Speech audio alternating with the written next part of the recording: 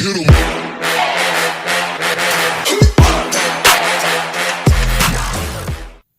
What is going on, my fellow shenanigans? Welcome to 2022, and welcome to the final entry in my Instagram Box Stock Plus group build series. This is the finale for, as you can see, the AMT 49 Mercury two-door Club Coupe. It was a great build, and it was a great build off. In fact, if you want to see all of the entries and see who won, who picked up awards, then by all means head over to Instagram and look for the Now or Never build off. You'll see plenty of Box Stock Plus builds there, and plenty of guys who went way above and beyond, especially when it comes to building something that is supposed to just be box stock. But anyhow, on with what you guys are here for. The final reveal. And there it is. You bring it a little bit closer, adjust the lighting so you guys can get a better view of the paint and all. And after I've given it a once around, we will talk in depth about this build. I have gone in and worked on it since the finale of the actual group build itself, in part because there were just a couple things with the box stock kit that I wasn't 100% happy with. I wanted to make sure that I got them right. The main thing there is the tailpipes. You can see the tailpipes are actually aluminum, and they are metal pieces that I added after the fact because there were chrome exhaust tips in the kit. They are much bigger and much more unsightly. Wasn't a fan of them, so I opted out and chose these instead. Feel like it matches the look of the car, feels period correct to me, etc., etc. Let's go and show you what's under the hood. In fact, before we show you what's under the hood, let's actually show you the hood and see if I can get the lighting to cooperate with me here. But if you look there at the hood, you'll see that the word Mercury is quite visible, and like I'd shown you guys prior, talked about prior, that is bare metal foil that was placed under the or that was placed on after the car had been primered and was wet sanded away in order to show the bare metal foil after the paint had been applied, but before the clear coat was on. So I actually was really happy with how it came out, as you can actually make out those letters. I was afraid that it was going to be a tad bit more obscured or difficult to make out when the clear was put on and I was trying to do it after the fact. So I felt like this was a good option.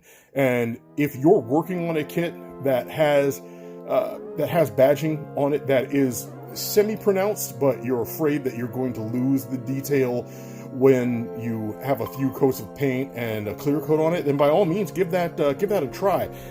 One thing I will recommend though is that when you do it, make sure that you cut the bare metal foil as close to the particular places that you are trying to make chrome plated as you possibly can, because even though bare metal foil is thin and it goes on very smoothly, if you do not have a really high buildup of paint, or you run with a very thin paint, you run the risk of being able to see the outline of your bare metal foil if you don't trim it properly. Anyhow, let's get into this power plant, and I'm going to lift you up a little bit, so you'll have to excuse the shaky cam here. But as you can see here in the engine bay, we have the race engine, with the RAM induction that was put in place, and the gray plug wires there are from ProTech. You can't really see. Yeah, there's the blue distributor in there. I did not drill out individual holes. Like I had alluded to in my last video, I just ended up drilling one hole and kind of doubling the wire over again and again and again until I had nine strands, which I then cut off at the top and twisted at the bottom and kind of stuck in the distributor there. So to keep the illusion alive, we will make sure that we don't take a really, really close look at that. So moving on, you can see in here I have some semblance of seat belts there on the seats. Fun fact, that's actually a bit from the box. Like, oh gosh, this is super dusty as well. I promise those aren't those aren't things in the paint. As I set you guys back down here, yeah, that's just me having not cleaned things up properly beforehand. Go figure. Anyhow, yeah, as you saw, let me pick it up real quick here. As you saw on the inside, if the lighting will cooperate with me here, let's see if I can get that right. But yeah, I used a portion of the box itself because the rules stated that you could use anything in the box, and that included the box itself. So we cut up the box, and I'm going to show you the the box here. Yeah, you can see that. Yeah, as a casualty, the box got chopped up. I was trying to do a couple of different things with the cardboard, rolling it and stretching sprue, but unfortunately, the only thing that really worked for me that I thought looked good or passable enough were those seat belts. So they made the final cut. Some of the other stuff that I was experimenting with did not. Maybe it will show up in a future build. I don't know, but it was a good experience nonetheless. Looks like I'm a little bit out of focus here, so I'm going to adjust things ever so slightly. I'm going to move into the back. I lift the trunk for you guys that you see in there. It's pretty uneventful in there. There's no spare, and I managed to get the hood, or the trunk hinge to work properly, despite the fact that it was short shot. I ended up whittling away a piece of the sprue until I was able to get something that was about the same size as the peg on the opposite side. At which point I pinned it, I super glued it, and then sanded it until it fit. And as you can see here, because of the way that the trunk hinge works, it doesn't bind, despite the fact that it's not perfectly circle or perfectly symmetrical. So I was happy that I had a working trunk, and I will leave it at that. I'll call it good. So moving around to the other side here, as you can also see, like, despite the fact that I've had my hands on this bad boy and it is dusty and fingerprinty from all that, it actually buffed out really nice. The last video where I showed you the texture in the paint, that is largely gone on all the major sweeping surfaces, as you can see here in the video footage.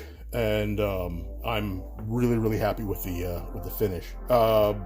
As far as the stance goes, it is on the custom lowered stance, which I lowered a little bit more just to get it with the kind of low rider lead sled stance that I was after. I didn't go too bananas with it because it was a box stock build, and I did want to stay kind of true to the nature of what I felt was, a box stock entry. Overall, though, happy with it. Glad to have it done. It is not the first build of 2022, rather the last of 2021. But what I will do is I'll actually have a recap of all of the builds that I had, or that I completed in 2021, that may have shown up on Instagram but not shown up here. I will put some videos together so you guys can see those, as well as doing another video to give you a state of the shenanigans, so I can show you what else I've been working on and what I plan to work on and finish up here in the coming year, hopefully. Anyhow, that will do it for this video.